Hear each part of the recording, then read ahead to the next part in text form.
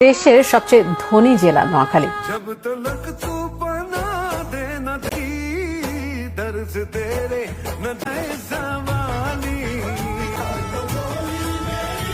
ওই দিন নানু বাসায় আমরা সবাই মিলে একসাথে মজার মজার ইফতার খেয়েছি। ইফতার খাওয়ার পরপরই আমরা বের হয়ে গিয়েছিলাম শপিং করতে। মানে আজকে আম্মু বলেছে যে আমি ঈদের জামা কিনতেই হবে, ঈদের জামা যদি আজকে না কিনি তাহলে আমাকে নাকি আর ঈদ শপিং এ করে দিবে না। কারণ আমি কেমন জানি কোনো কিছু সহজে চয়েস করতে পারি না, চয়েস হয় না, তো এটা নিয়ে আমাকে অনেক বেশি প্যারা খেতে হয়। ফুচকা দেখে ফুচকা খেতে বসে গেলাম আমি আর আমার বোন, কারণ এটা খেয়ে একটু এনার্জি বাড়াচ্ছিলাম, কারণ আজকে অনেক বেশি হাঁটতে হবে। আমি জানি আমাকে নিয়ে বের হলে অনেক বেশি হাঁটতে হয়, সেজন্য আমার বোনও আসতে চায় না আমার সাথে, তো আমি ওকে জোর করে নিয়ে আসছি, কারণ আমি কোনো কিছু একা চয়েস করতে পারি। সময় আমি আম্মু বোন ওদেরকে জিজ্ঞাসা করি, মানে আমি ফার্স্টে কোনো কিছু চয়েস করি, তারপর আম্মুকে জিজ্ঞাসা করি আম্মু এটা কেমন, তো আম্মু বলে যে হ্যাঁ তোকে মানাবে নে। তখন আমি কেন জানি আম্মু চয়েস ছাড়া নিজে কোনো কিছু কিনলে ঠকে যায়, আর বাসা আনলে হয়তো ভালো লাগে না, মানে কিছু একটা না কিছু একটা হয়। তারপরে লোটাসে গেলাম, লোটাসে জুতো দেখতেছিলাম, কারণ লোটাসে জুতো আমার অনেক বেশি পছন্দ, অনেক বেশি আরাম, তো আম্মুর জন্য দেখতেছিলাম, আমার জন্য দেখতেছিলাম, তো নিয়ে নিলাম। তারপর চারতলায় গেলাম কসমেটিক কিনবো, কারণ আমার কসমেটিক একদমই শেষ হয়ে গেছে। তারপরে আর কসমেটিক কেনা হয় নাই, তো মেহেদি কিনলাম দুইটা এখান থেকে, আর আম্মু চুড়ি দেখতেছিল আম্মুর জন্য। আর এদিকে আমি ফোল্টা পাল্টি নিয়ে দাঁড়াইছিলাম, আসলে এসব ফোল্টা পাল্টি ধরার জন্য আমাকে মার্কেটে নিয়ে যাওয়া হয়। তারপরে চলে গেলাম আমার পছন্দের একটা দোকান চুড়ির রাজ্যে, যেখান থেকে আমি ম্যাচিং করে চুড়ি নিতেছিলাম, কিন্তু আমার সাইজে হচ্ছিল না। আচ্ছা আপনারা কি গেস করতে পারবেন আমার ঈদের জামা কি কালার, আর আপনাদের ঈদের জামা কি কালার সেটা অবশ্যই কমেন্ট বক্সে জানাবেন, দেখি মিলে কিনা। সুপারে আসতে যাইতে আমি এই বাইকগুলোর দিকে তাকাই থাকি যে এই বাইকগুলো আসলে কারা পাবে, কাদের ভাগ্যে এই বাইকগুলো আল্লাহই জানে। আর সুপার মার্কেটে এত বেশি ভিড় ছিল, এত বেশি মানুষ ছিল, তখন কিন্তু রাত 10টা বাজে, তখন অনেক বেশি জমজমাট ছিল, ঈদের মৌসুম বলে কথা। যাই হোক আমরা আরেকটা দোকানে এসে জামা দেখতেছিলাম,